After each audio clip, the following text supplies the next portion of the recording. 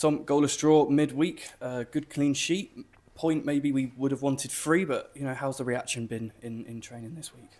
Well, very good. I think you can't knock the group in terms of their output, effort-wise, and 0-0's a rarity for us. I think if you look across all the competitions, with a couple of 3 short of 100 goals scored.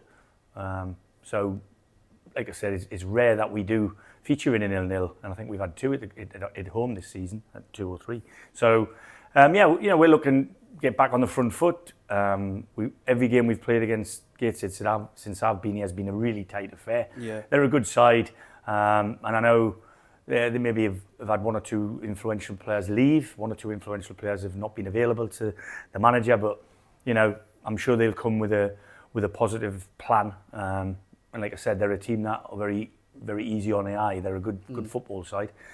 So it's another, it's one of only 3 Saturdays left, I believe, at the EBB. So I'd like to think that with what's on the horizon for, and all the expectation people are looking or expecting come the end of the month, I think it's time to start rallying the troops from a little bit further afield if they haven't been coming recently, and start swelling their coffers here to make sure we're ready to go when it comes.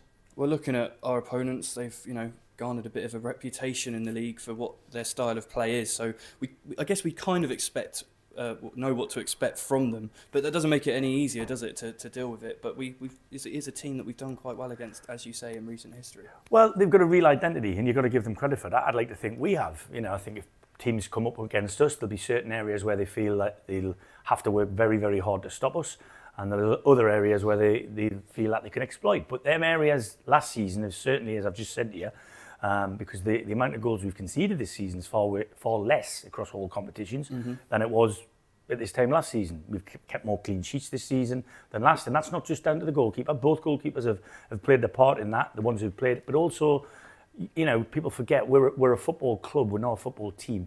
And on a daily basis, there's people stood behind you now, and some young lads out there who've trained every single training session. They've been asked to come in. They've absolutely, given their all for the shirt, and that's people like Pat Nash, who's out on loan. You've got young Alex Waller, the younger goalkeeper. So, Zion's stepped up, and he's not at all struggled in the training sessions. And these lads are all possibly going to be used between now and the end of the season, such as the schedule we've got ahead of us. But look, Gateshead, I always say this to you, and people probably have a go at me for repeating the same things, but they're the next side in our crosshair, and that's the one we're looking to get over the top of. If we can get 3 points, then I'll gladly take that. But if you can't take 3, then you've got to take something from the game, because a positive result in this league is a point. People don't get that, but if we continue to keep up the point ratio that we have in the last month or so, then we'll, as quickly as people start worrying, people will start being relieved. But I think their what's the word? Their emotion, high and low, can creep around the place, and I don't think it's needed, to be honest with you. I think we need to be positive across the board. The people at the football club, whether it's the football operation or behind me, I don't see any negativity at that end, so I don't want to hear or see any negativity at the football ground. Every single player who plays on that pitch is giving their all for that badge, not the name on the back, and I'd stand by every one of them. Well, 7 points from 9 is a good thing to do for that, isn't it? And moving into the FA Trophy semi-final as well. So, in terms of recent form, it's been pretty good, isn't it? Yeah, listen, you can go further back than that. I think it's the 17th of December, other than the Eastleigh and the Southend game. That was our last reverse. So, we're on a really good run. I think people ask me, what's the camp like? What's the mood like? The dressing room's never been tighter than when I've been here, to be honest with you. People say, it must have been better last season because you won at Swindon or you won at Stockport. There were one-off occasions. There was far more times last season when I thought, we've got to keep him on board, or we've got to keep him on board for different reasons. This year, I think they're a younger group. People, and I keep saying that as well, but it's true. They're a younger group with 1 or 2, or probably 4 or 5, and some of them are injured, leaders. And the leadership qualities that we need between now and the end of the season need to be from me, need to be from the rest of the staff, but also need to come from the dressing room.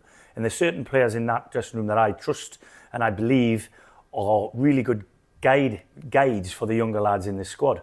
But I'm really pleased with the lads who've come into the group of late. Luca, Will, I know Tariq's only been in a week or so, but I think he'll become stronger. We're hoping to have James Henry back soon. But on the flip side of that, I think everybody realised the way Christian went off the pitch on Saturday that that's unlikely to be remedied quickly.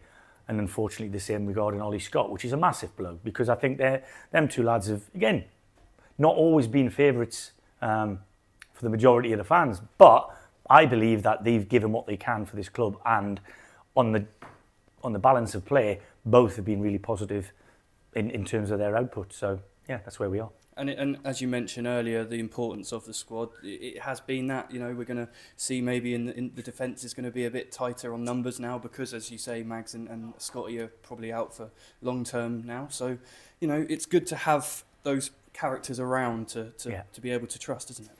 Yeah, I mean, obviously Luke Jenkins has missed a lot of football, so everybody would, including us, would like him on the pitch. But if he hasn't got the miles in his legs or the training hours in his legs and the replication of incidents that are going to happen quite regularly in a football match, then it's too much of a risk, because he's broke down 3 or 4 times on the 3 or 4 times he's come back. So whilst people want to see certain players, as we do, certain players aren't quite ready to be picked. So that's not me being, I'm not being awkward. I'm not being, I'm not telling you fibs there. It is what it is. The players that are getting picked every week are the ones that are continually fit and able to train and fit and able to play on a match day. The ones that are coming off the bench are probably, that's where they are at the minute because of their own fitness levels. And that's not a deficiency from the staff or the player. That's just the way that the cookies crumble, because lads who've been injured have been ones who've been mainstays, and the lads who are replacing them are building up their minutes.